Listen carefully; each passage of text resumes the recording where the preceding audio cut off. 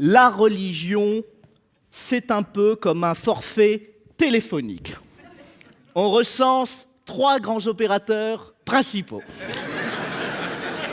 Le judaïsme, le christianisme et l'islam. Alors, si vous êtes attaché à la qualité du service client, personnellement, je vous conseille le judaïsme. Ouais. C'est la boutique la plus ancienne, ça date de Mathusalem. Le patron de la boîte s'appelle Yahvé. Il n'y avait plus que ça, certainement. La seconde boutique, le christianisme. Alors, le christianisme, c'est une franchise du judaïsme. Ils ont piqué le concept et ils se sont barrés avec le fichier client.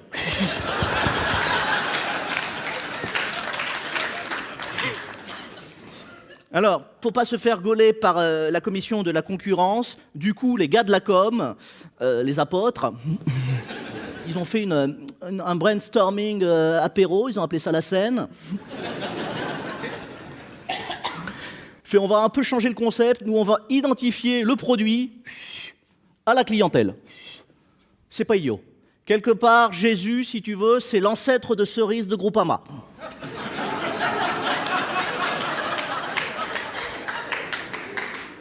Suivez. La dernière boutique, la plus récente, l'islam. L'islam qui signifie en français soumission à Dieu. Non. Dit comme ça fait un peu slogan sadomaso, mais non.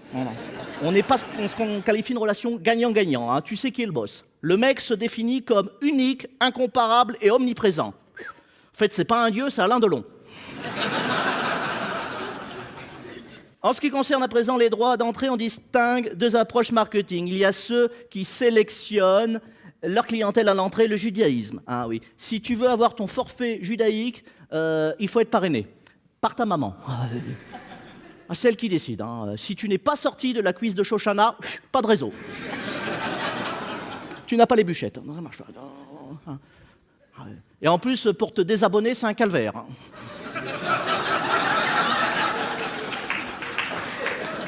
Demandez à Jésus, il en a chié. Hein. Pourriez au moins me dépanner d'un kit sans fil. Hein. Une oreillette. Hein. Jamais voulu. Jamais. Attention, c'est pas terminé. Hein. Pour être bien certain que tu ne changes pas de boutique, tu dois laisser une caution à l'entrée. Ils appellent ça la circoncision. En guise de cadeau de bienvenue, on te retire l'emballage. On t'épluche le knacky. Là. Non, ne riez pas, madame. C'est un peu comme si on vous pelait le clitoris avec un économe. Fais moins ta crâneuse, hein, maintenant, hein. C'est tout à l'heure. Non. Suivez, hein, c'est technique. Hein. Alors et après, il y a ceux qui appliquent la politique du chiffre, la boutique chrétienne, par exemple. Le recrutement des nouveaux clients, c'est un peu plus convivial. C'est une sorte d'apérodinatoire assez light. On appelle ça le baptême. Ouais, c'est sans alcool. T'as le droit à un peu de flotte, un chipster. Et si t'as du bol, une gourmette achetée à la Redoute. Hein. Voilà, c'est comme ça. À présent, quelques conseils pratiques au quotidien. Le look. Avant de choisir votre religion, n'hésitez pas à essayer avant d'acheter. Mesdames, le dress code diffère énormément selon les boutiques. Alors, en ce moment, ce qui est très à la mode dans la boutique islam, c'est le niqab. Alors, comme vous expliquez, le niqab, c'est une sorte de longue robe de soirée, noire, assez élégante, légèrement décolletée au niveau des sourcils. Une merveille. Ça se porte à vue de tout et en plus c'est taille unique.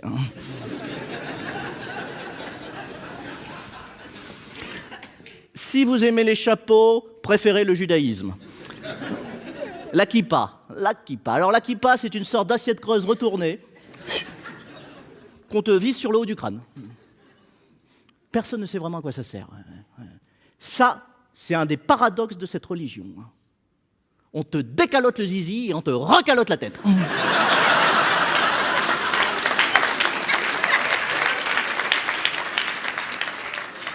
Suivez, hein, c'est technique. Hein.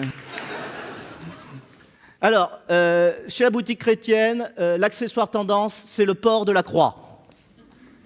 Miniature, évidemment. Bah, à l'échelle, c'est chiant quand même. Tu sens que Jésus, sur les 10 derniers mètres, ça tirait sur les cervicales. Hein. À présent, sur la question de souplesse de vie conjugale, là, messieurs, je vous conseille l'islam. Ah, c'est all inclusive. Hein. Ah ouais, c'est full option. Hein. Oui, alors je parle aux hommes, évidemment. Hein. Non. Mesdames, un conseil, barrez-vous. Soulevez la burqa et foutez le camp. D'ailleurs, mesdames, si vous cherchez une religion, je vous conseille rien.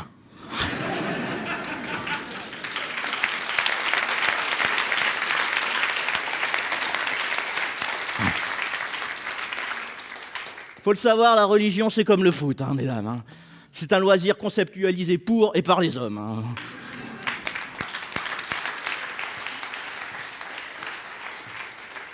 Alors, chez les musulmans, la polygamie est autorisée dans le but d'éviter l'adultère.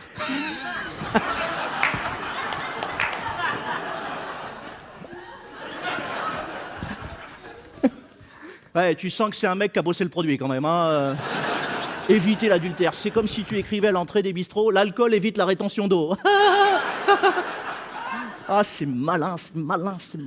Alors, pour tout ce qui est bouffe, picole et pousse-café, là, il n'y a pas à tergiverser un instant, il faut impérativement choisir le forfait christianisme. J'ai le menu catho sous les yeux, c'est ce qu'il y a de mieux. Buffet à volonté, farandole des desserts, vin de messe à discrétion. Alors ça, c'est le côté un petit peu 68 arts de Jésus. Le mec, il avait dit comme ça, il est interdit d'interdire. Ouais, vas-y Judas, fais pas ton juif et tournez.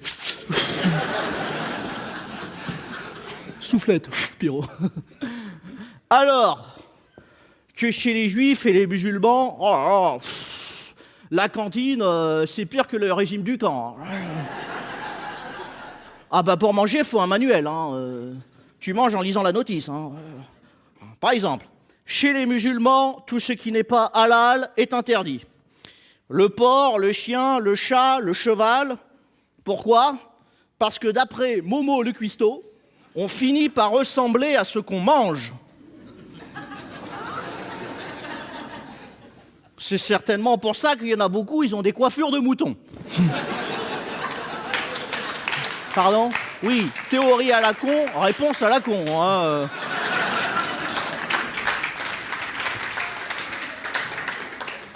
Chez les juifs, c'est encore plus compliqué. Par exemple, tu ne peux pas faire cuire de la viande et des produits laitiers ensemble. Pire, il est interdit de boire du lait après avoir mangé de la viande. Principe judaïque, Shoshana ne termine jamais une fellation.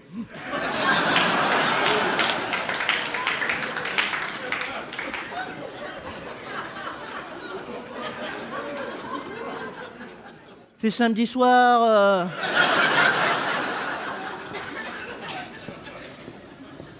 Bon, puisqu'il n'y a que ça qui vous intéresse, bande de dégoûtants.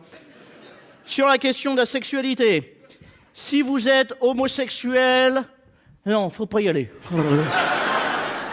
Ah, dans les trois, il y a un consensus, ils recrutent pas chez les gays. Je sais pas ce qui s'est passé. Je sais pas ce qui... Peut-être une cicatrice mal refermée. Je dois avouer que pour le congé hebdomadaire, ils se sont super bien arrangés entre eux. Chez les chrétiens, le jour férié tombe le dimanche. Ça tombe bien, c'est jour de téléfoot. Les juifs commémorent le repos le samedi. Et les musulmans, eux, ont pris le vendredi, et parce qu'il ne restait plus que ça en même temps. Ben, il fallait arriver avant, les gars. Aussi, désormais, faites comme moi, pratiquez malin. Moi, désormais, chaque vendredi, je me sens subitement musulman, le samedi, opportunément juif, le dimanche, brutalement chrétien, et le reste de la semaine, obstinément laïque.